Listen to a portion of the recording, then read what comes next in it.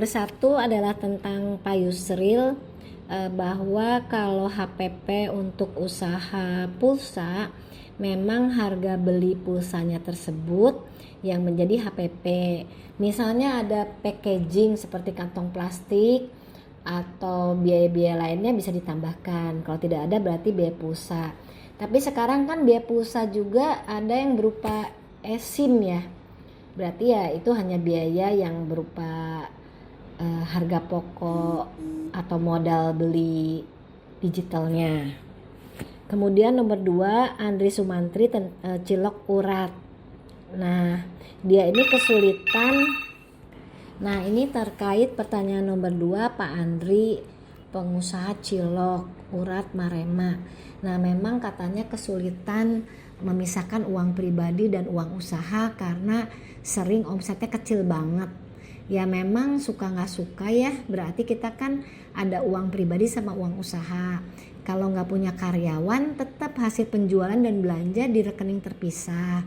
Berarti tiap hari bisa aja mengambil dari laba ya, dari net profit tiap hari. Nggak boleh ngambil dari penjualan, nanti nggak punya modal lagi. Jadi tetap uang usaha sama uang pribadi harus dipisah walaupun omsetnya kecil. Contohnya jual cilok cuma 100.000 sehari, jadi nggak boleh ngambil uang 100.000-nya untuk makan keluarga.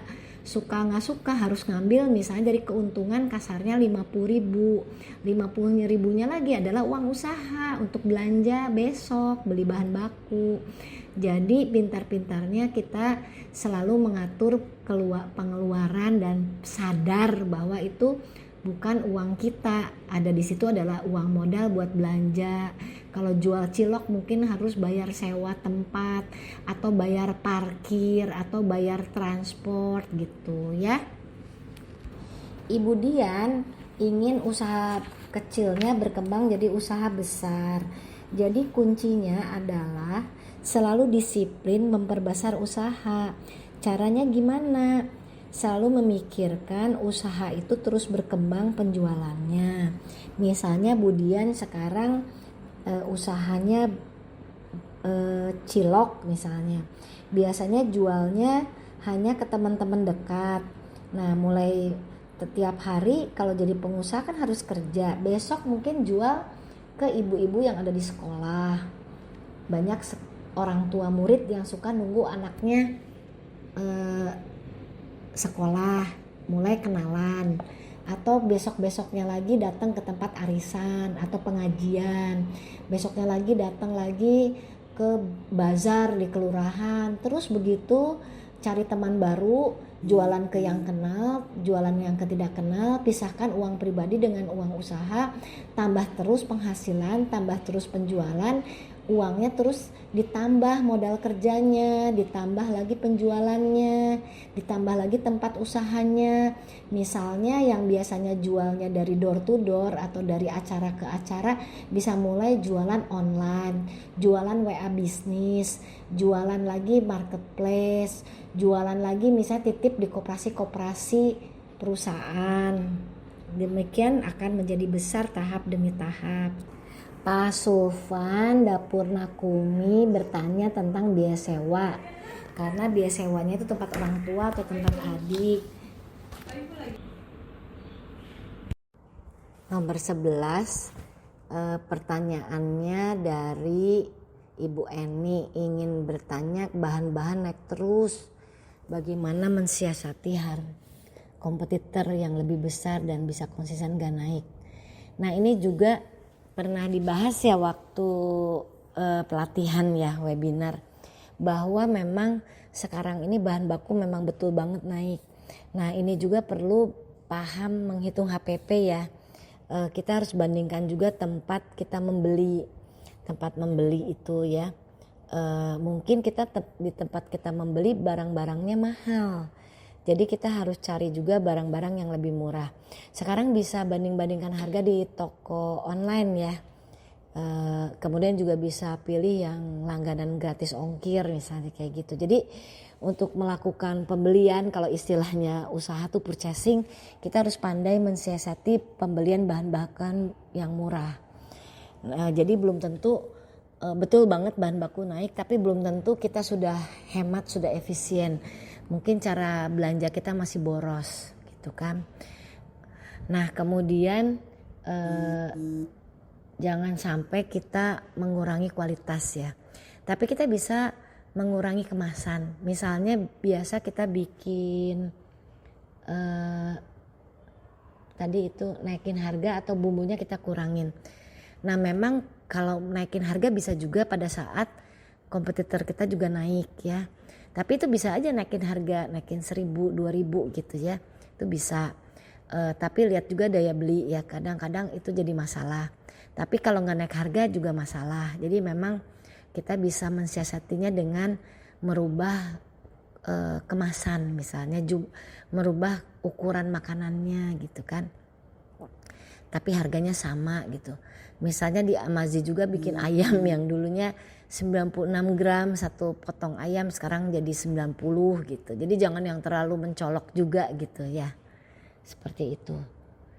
Terus Pak Budiono nomor 12, saya sering gonta-ganti usaha tapi sampai sekarang belum menemukan usaha yang istiqomah. Bagaimana caranya bisa sukses?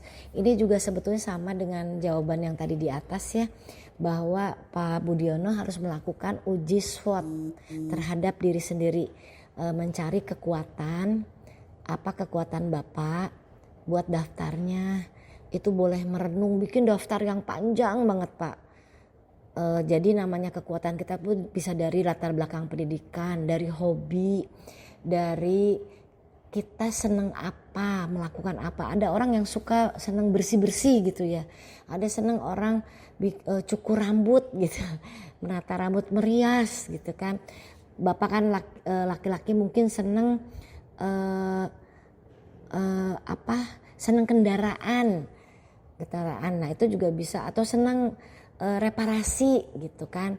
Nah memang hobi itu memang bisa karena kita harus didaftar ya memang ya, minat bakat kita harus didaftar, itulah jadi kekuatan kita. Bikin daftar yang panjang ya. Kemudian ada yang namanya peluang, bikin daftar peluang dari hobi, minat kita itu peluangnya apa ya. Nah itu juga kenapa kita suka gagal, suka gonta-ganti, karena sebenarnya pada saat kita memilih profesi, memilih usaha, jangan buru-buru. Ya, jangan buru-buru. Anggap ini kan memilih jodoh sama dengan memilih jodoh. Jangan buru-buru. Karena ini adalah masa depan kita, karir kita, profesi kita ya. Kalau kita gonta-ganti, kita tidak akan menjadi master, tidak akan menjadi ahli. Ya, jadi kalau kita memutuskan untuk menjadi penjahit, jadilah penjahit yang ahli. Nah ini juga untuk menjadi ahli bisa lebih segmentasi. Misalnya saya ahli menjahit seragam sekolah, seragam kerja, atau ada yang ahli menjahit jas laki-laki, safari laki-laki, atau seragam kerja pabrik gitu. Jadi lebih spesifik lagi, ya. Jadi selain hobi kita lihat peluangnya yang lebih spesifik yang bisa kita cari ya. Memang jangan gonta-ganti profesi, tapi perkuat positioning, perkuat nilai tambah kita atau USP, diferensiasi usaha kita. Kemudian Muhammad Ilham izin bertanya cara bisnis usaha agar bisa media lebih menarik dan bagus serta laris. Iya betul banget sih, kalau produk apapun kita butuh promosi ya. Promosi itu ada ketemu konsumen atau kita sebut below the line, ada juga tidak ketemu konsumen yang disebut above the line atau media. Tapi itu semuanya tergantung produk dan jasa bapaknya ya. Misalnya usahanya bikin craft gitu kan. Kalau craft kita bisa melakukan bazar ya, atau bikin ketemu kalau craft itu misalnya dipakainya sama ibu-ibu, kita bisa pergi ke sekolah, ketemu guru, terus minta ketemu kalau ada pertemuan orang tua murid, kita bazar, bikin meja di sana, atau kita ketemu di acara-acara arisan ibu-ibu ya, atau kita bisa bikin masuk ke, kalau kita susah pergi dengan banyak kendala ya, kita bisa masuk ke grup-grup di Facebook itu ya, bikin pertemanan. Jadi jual ke pertemanan di grup yang cocok. Kalau kita usaha makanan, kita bisa masuk grup usaha UMKM, misalnya tinggalnya di Tegal, UKM Tegal. Terus kalau usaha kita memang target marketnya ibu-ibu muda, cari perkumpulan ibu-ibu muda, misalnya alumni SMA apa, alumni SD apa gitu. Nah, memang biasanya itu untuk alumni ya, tapi kita bisa bergabung dengan kelompok tertentu, misalnya kelompok pasti punya kelompok sekolah juga ya. Kelompok itu misalnya komunitas Tegal, komunitas Bekasi, komunitas pencinta handicraft, pencinta alam misalnya. Misalnya kita bisa bikin handicraft yang dari ramah lingkungan atau apa ya, seperti itu. Jadi memang harus berteman dan jalin hubungan selain kita punya Facebook, IG misalnya. TikTok ya sekarang ya. Bapak Z, bagaimana cara memulai memisahkan uang usaha dengan uang pribadi? Ini sama ya pertanyaannya, tadi udah saya jawab. Memisahkan uang pribadi dengan uang usaha harus dipisah, dan tadi terpakai kebutuhan sehari-hari ya wajar ya, makanya disiplin, jangan makan modalnya ya, jangan makan omsetnya. Jadi kalau omsetnya 100.000 jangan diambil semua untuk kepentingan pribadi 100.000, ambillah keuntungannya ya, seperti tadi 20% atau 30% ya. Nah ini kalau Ibu Sundari tidak sempat katanya mencatat pemasukan dan pengeluaran dikarenakan usaha ramai. Memang betul kalau usaha lagi ramai kita jangan mencatat, kita fokus jualan ya. Nah tapi kita bisa mencatat omsetnya dulu ya. Jadi bikin nota misalnya ya, nota bisa manual, bisa pakai tadi merchant. Sekarang banyak merchant dari QRIS, dari bank, dari apa ya, atau catat aja pakai nota manual ya, ditulis ya, atau pakai apa yang penting, atau kita udah bikin tabel sehingga langsung kalau di bazar juga kita sibuk banget ya, bisa udah bikin tabel barang-barang yang kita jual, terus langsung 1, 2, 3, 4 per tanggal per hari itu. Nanti laporan keuangannya setelah toko tutup, tapi nggak boleh ditunda sampai besok. Jadi kayak kemarin kita pameran sampai jam 12 malam ya, ngitung stok, ngitung apa ya sampai jam 12 malam gitu. Kalau ditunda lagi besok ya bisa kacau. Nah kemudian Pak Arisno bertanya bagaimana menghitung HPP perusahaan berupa jasa. Jasa namanya harga pokok penjualan, bukan harga pokok produksi ya. Karena jasa, misalnya jasa potong rambut. Nah jasa potong rambut kan juga ada sampo yang dipakai ya. Ada mungkin tapi bisa juga sampo atau air atau listrik masuk operasional bisa juga. Kalau samponya bisa ditakar. Kalau sekarang kan di salon-salon kita suka ditakar tuh ya. Samponya tuh per orang hanya boleh 1 botol kecil, udah ditakar. Terus kalau krembat juga cuma 1 mangkok kecil gitu. Bisa dilakukan, itu bagian dari HPP ya. Sedangkan nyuci anduk, ngepel dan lain-lainnya itu bagian dari biaya operasional. Jadi HPP-nya sedikit sekali modalnya ya, karena yang besar jasanya kan. Jadi bisa 90% biaya jasanya, 10% biaya bahannya ya. Atau kadang-kadang jasanya nggak ada bahan, nol. Misalnya kita jasa mengantarkan payung hujan misalnya kita, atau mengantar barang gitu. Macam-macam itu juga. Tapi kalau mengantar barang kan ada bensin, tapi bensinnya bisa operasional, bisa per antaran gitu. Jadi kalau nggak ada jasa itu nggak ada biaya harga pokok penjualannya, ya sudah itu masuk ke dalam biaya operasional, berarti jasa kita berapa misalnya. Tapi kalau jasa kayak melukis ya kan tetap butuh pensilnya, krayonnya, cat airnya gitu ya. Jadi coba dirancang lagi usahanya, didetilin lagi, nanti dari tugas itu bisa kelihatan. Terus tentang Pak Tri Bang Zaki,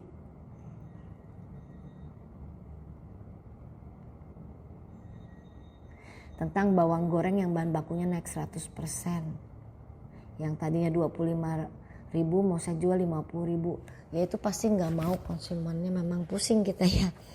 Nah bawang goreng itu tetap kita harus hitung, harga jual itu harus kita hitung betul-betul melihat fluktuasi harga. Jadi misalnya bawang goreng yang kemarin saya jelaskan tentang bakso itu juga sama, daging sapi itu berfluktuasi dari 100.000 sampai 150.000.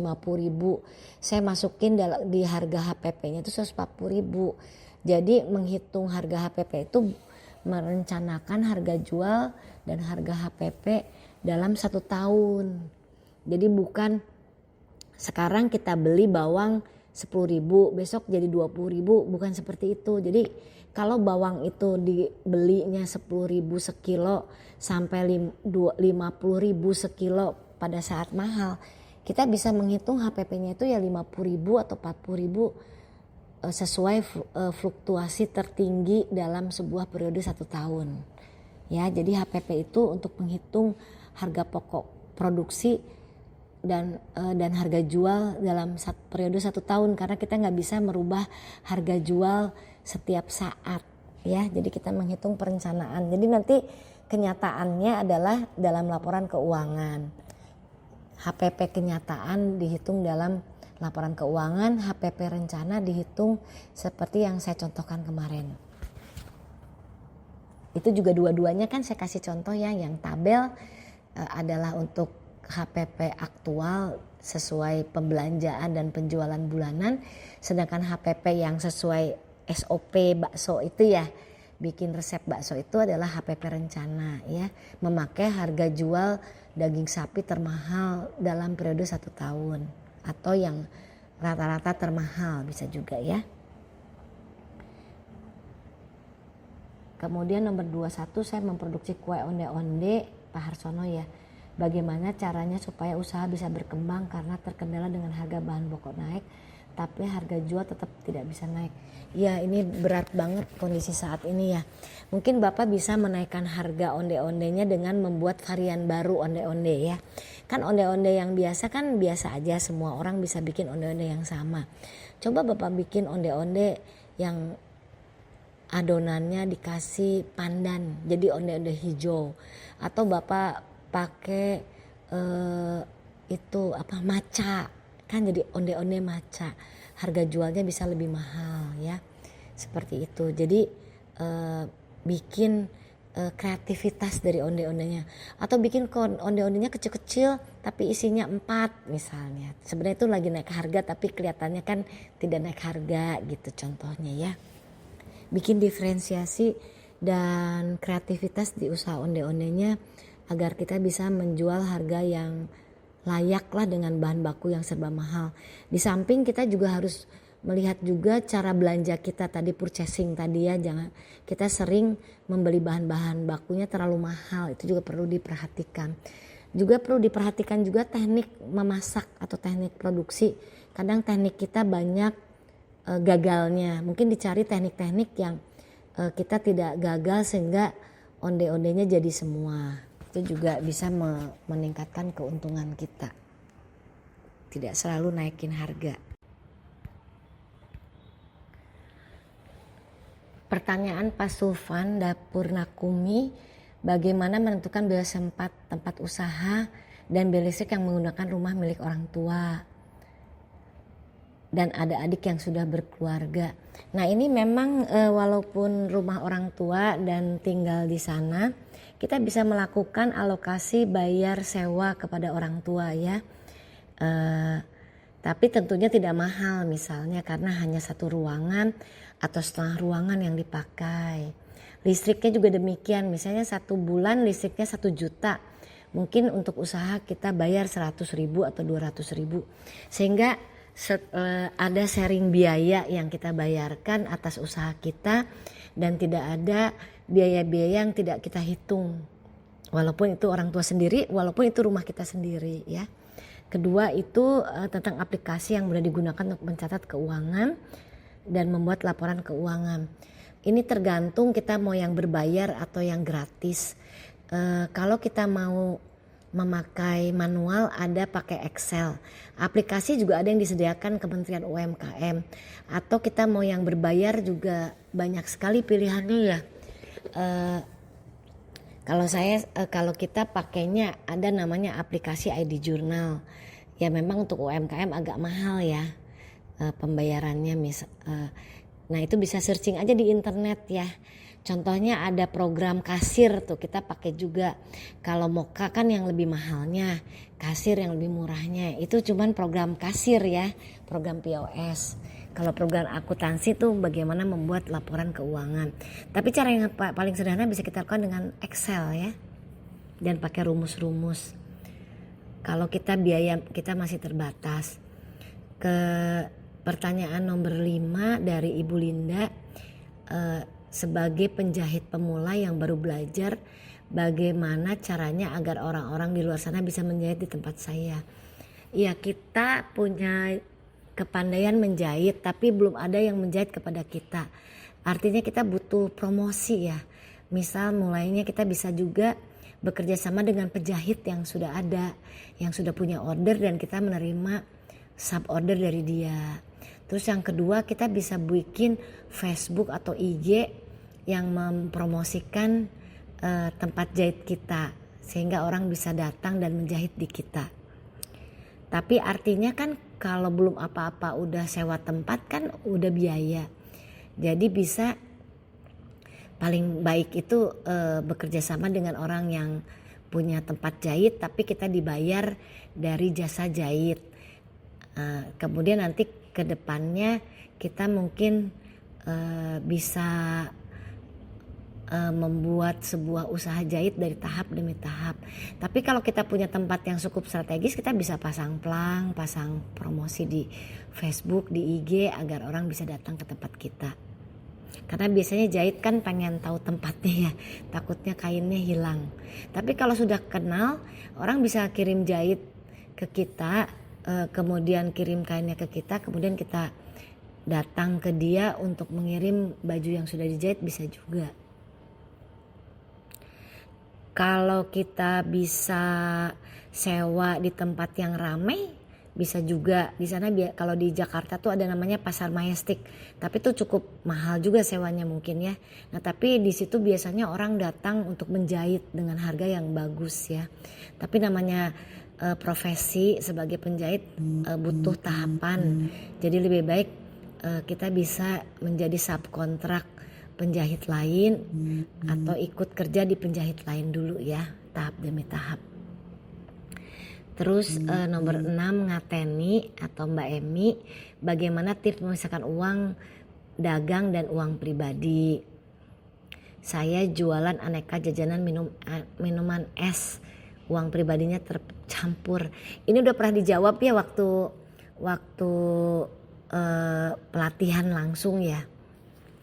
Kemudian Kurnia Fitri, kendala memisahkan uang pribadi dan uang usaha. Ya memang pada saat usaha masih kecil mungkin jawaban saya sama dengan yang Mbak Emi. Penghasilannya kan kecil. Gimana sih memisahkannya? Nomor 1 kita bisa pisahkan secara rekening atau kita pisahkan secara dompet ya, dompetnya tidak dicampur. Misalnya jualan es tadi sehari mungkin hanya dapat 50.000 atau 100.000. Tetap saja penghasilan yang 100.000 dari es krim tidak boleh langsung dipakai uang pribadi. Berarti kalau 100.000 kita pengen dapat penghasilan tiap hari, berarti kita hanya boleh mengambil keuntungan. Misalnya keuntungan dari es itu 20%. Berarti kita hanya boleh mengambil 20.000 setiap harinya dari penjualan es krim yang 100.000. Dan sisanya tetap dimasukkan rekening atau dompet usaha atau kantong atau wadah uang usaha sehingga buat beli bahan baku besok dan segala keperluan, misalnya transport untuk membeli bahan baku dan segala macam keperluan untuk usaha es tadi ya.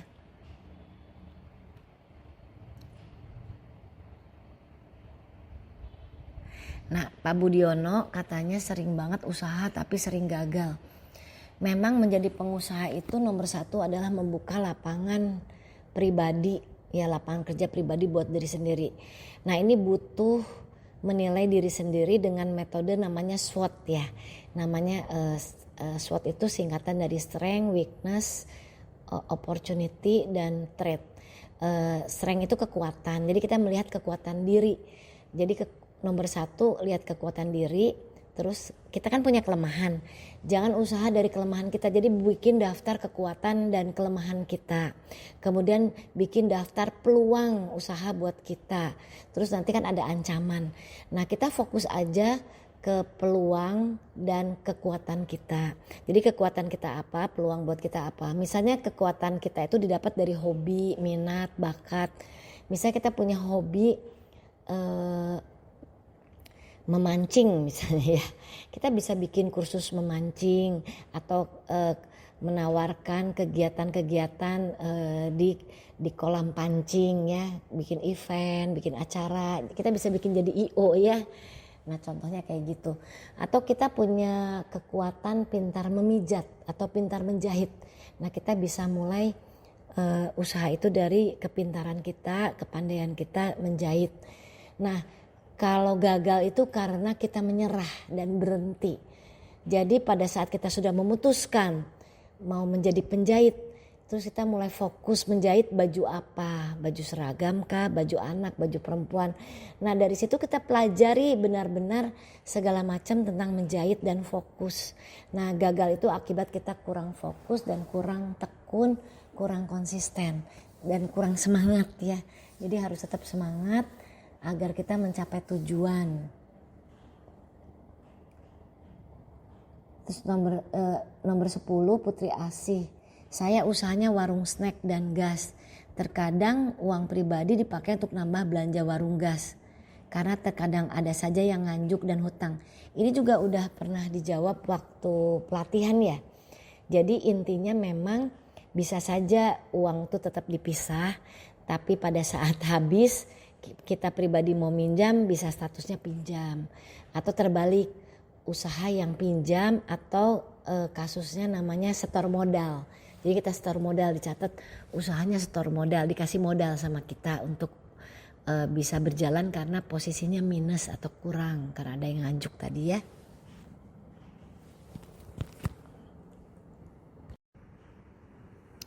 Nah sekarang pertanyaan nomor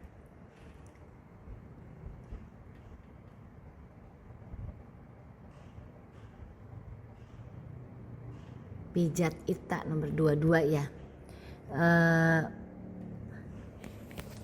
Usaha saya bukan jualan tapi usaha pijat tunanetra. Sedangkan penghasilan saya 1 bulan tidak menentu, omset saya dapatkan kira-kira 1 juta 1 bulan. Di bawah 1 juta, terus bagaimana cara saya menata keuangan secara ringkas? Nah ini juga jasa pijat ya. Jasa pijat ini kan butuh modal juga ya, minyak pijat ya. Itu ada HPP-nya, berarti 1 orang minyaknya berapa untuk sekali pijat. Terus mungkin butuh yang lain-lain selain minyak ya, misalnya aromaterapi atau apa. Nah memang tergantung pijatnya ini kita punya tempat sendiri atau kita door to door ke rumah-rumah orang.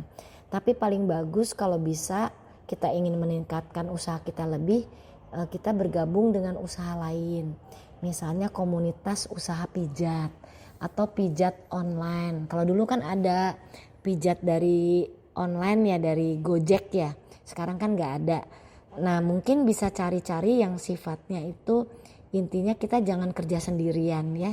Karena kerja sendirian mungkin order kita terbatas, langganan terbatas. Selain itu juga kita bisa punya promosi iklan ya tentang pijat kita di Facebook atau IG.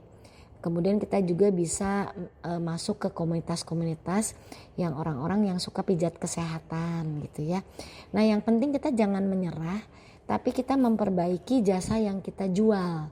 Misalnya ada menunya, asalnya cuma jasa pijat badan aja. Kenapa nggak belajar pijat totok wajah untuk kecantikan?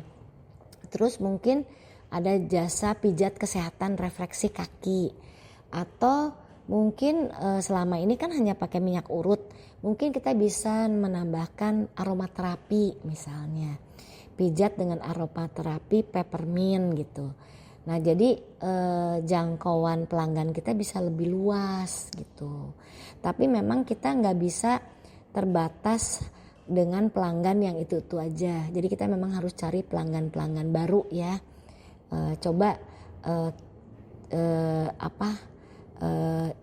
cari info-info dengan teman-teman, banyak bergaul, banyak bertanya. Karena saya nggak tahu ini tempatnya di mana ya, Mbak Ita ini ya. Tapi pijat itu kan ada yang punya tempat, ada yang memang ke tempat-tempat langganannya ya. Jadi saya terus juga bisa kerjasama ya. Sekarang banyak pijat-pijat yang disebutnya terapis ya. Jadi lebih bagus pakai seragam gitu ya. Terus ya itu ada menu-menunya, itu coba di ini ya. Kemudian nomor 24 Bambang Sugianto. Saya sudah paham tapi susah untuk continue, mohon tipsnya. Pak Bambang, nomor 1 yang penting jangan menyerah. Harus terus konsisten, komitmen. Memang hidup ini tidak mudah ya, tapi kita harus berjuang ya. Tetap semangat ya Pak, dan terima kasih kan ada program Bangga, tetap berteman dengan orang-orang yang ingin berjuang bersama-sama membuka lapangan kerja baik buat diri sendiri maupun orang lain. Memang jadi pengusaha itu tidak mudah karena kita memimpin diri sendiri untuk terus berjuang sendirian ya, atau bersama pegawai atau bersama komunitas ya. Makanya jangan kerja sendirian, coba cari kelompok untuk kerjasama dan saling memotivasi. Pak Jamal, tadi saya keluar Zoom karena sudah break.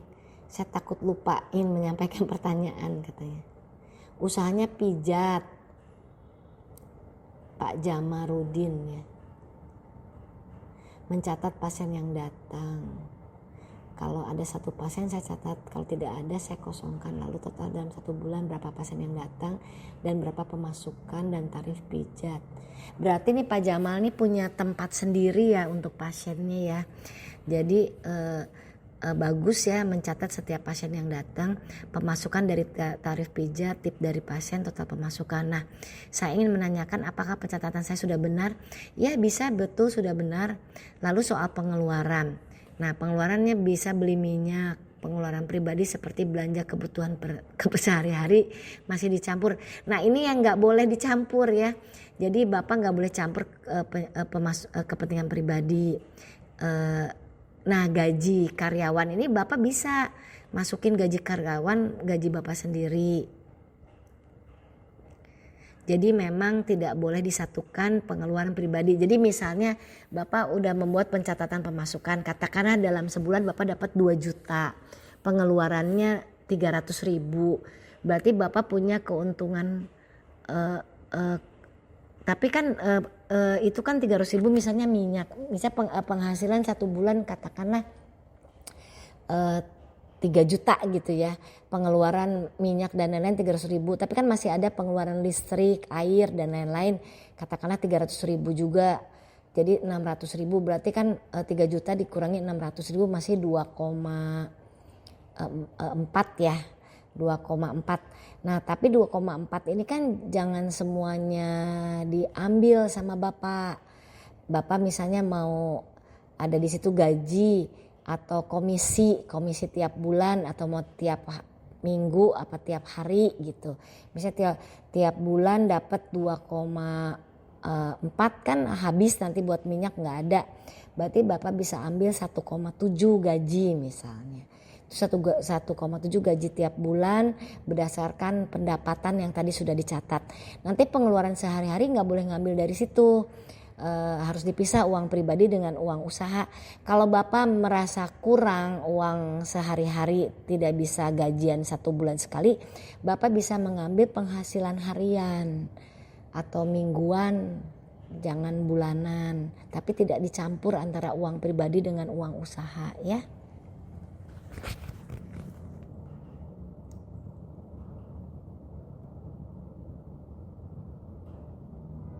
Ini juga sama nomor 26 tentang Z, tentang bagaimana memisahkan uang usaha dengan uang pribadi.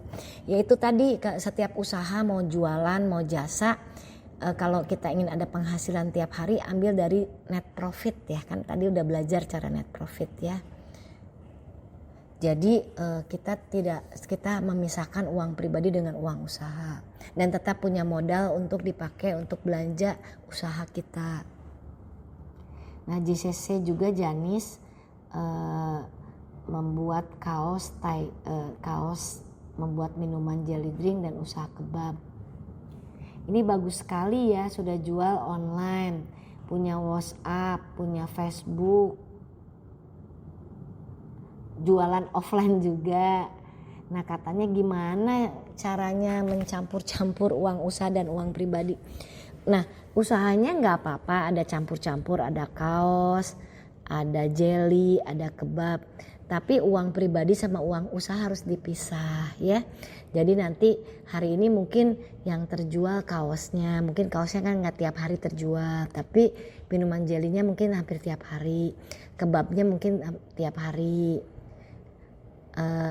Kalau kebab di frozen kan mungkin nggak tiap hari. Jadi tapi pada saat promosi bisa promosikan sebuah toko, campur-campur barangnya, bisa juga satu-satu. Pembukuannya bisa satu-satu, bisa digabung, itu tidak masalah. Bagaimana yang mudah buat Ibu Janis, yang penting jangan dicampur uang pribadi dengan uang usaha ya. Pada saat kita memang banyak kebutuhan sehari-hari, itu tadi kita bisa mendapatkan penghasilan kita dari uang mingguan atau uang harian, kalau tidak bisa uang bulanan sebagai gaji di usaha kita sendiri.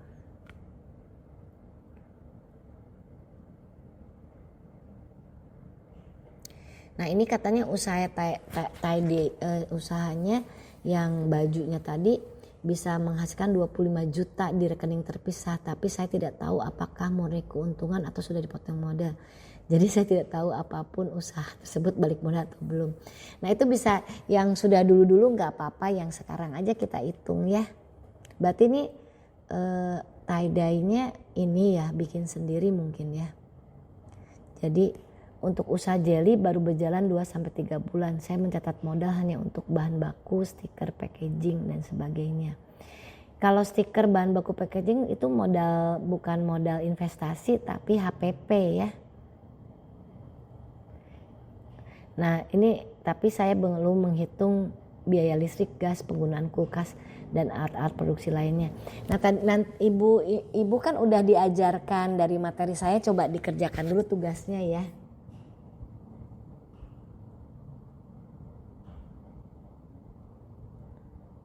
Ini boleh tuh ibunya mau pisah ya, berarti nanti coba kerjakan tugasnya dipisah untuk kaos dan kebab. Nanti saya lihat ya tugasnya.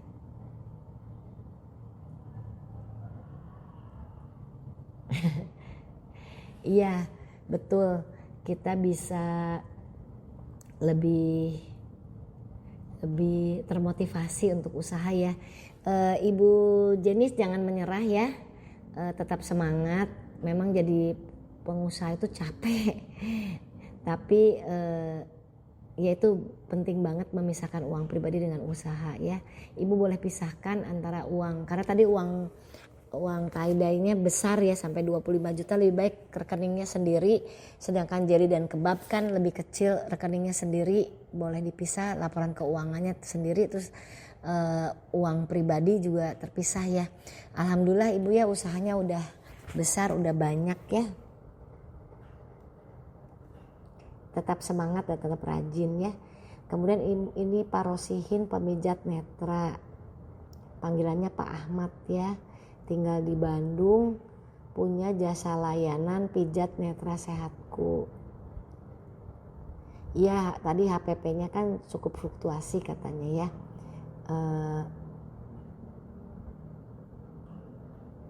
Karena sulit menghitung massage oilnya, ada yang pakai banyak, ada yang pakai sedikit.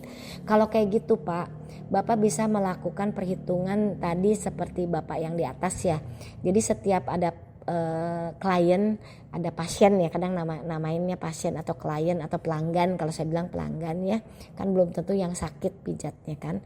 Jadi Bapak catat setiap nama pasien dan pemasukannya ya. Yang misalnya 2 jam 150.000, kalau yang sejam 100.000. Nah minyak dan lain-lainnya Bapak masukkan aja ke biaya operasional bersama pembayaran listrik, sewa tempat, biaya cuci handuk misalnya ya. Nanti kayak handuk, dipan itu bagian dari biaya investasi. Ya mudah-mudahan sudah jelas ya dan bisa mengerjakan tugasnya. Oh iya ini juga ada tadi scrub lulur, ada juga yang keseleo ya. Jadi kalau yang keseleo kan berarti mungkin pakai minyaknya sedikit tapi jasanya mahal, itu tidak apa-apa. Berarti Bapak punya banyak menu kan, menu lulur pakai scrub, menu masas badan, menu kesehatan tadi kayak orang keseleo dan lain-lain ya. Terus Pak Arisno pijat Pak Abadi. Ini juga sama sih sebenarnya. Bisa dibuat simple aja karena bahan baku minyaknya susah ngitungnya, jadi itu semua masuk biaya operasional. Jadi harga jual, terus biaya operasional, terus keuntungan bersih langsung ya, bisa seperti itu. Agar yang penting uang pribadi sama uang usaha dicatat dan semua bahan baku yang dipakai juga dicatat ya, karena pemakaiannya bisa tidak sama, itu bisa. Tapi kalau ada menunya udah jelas, misalnya menu tadi totok wajah pasti pakai minyaknya 50 mili misalnya. Kalau masas badan pakai 2 jam pasti 100 mili misalnya. 100 mili banyak banget ya misal. Seperti itu berarti bisa dihitung HPP-nya berdasarkan jumlah minyak yang dipakai dan jumlah bahan-bahan yang dipakai.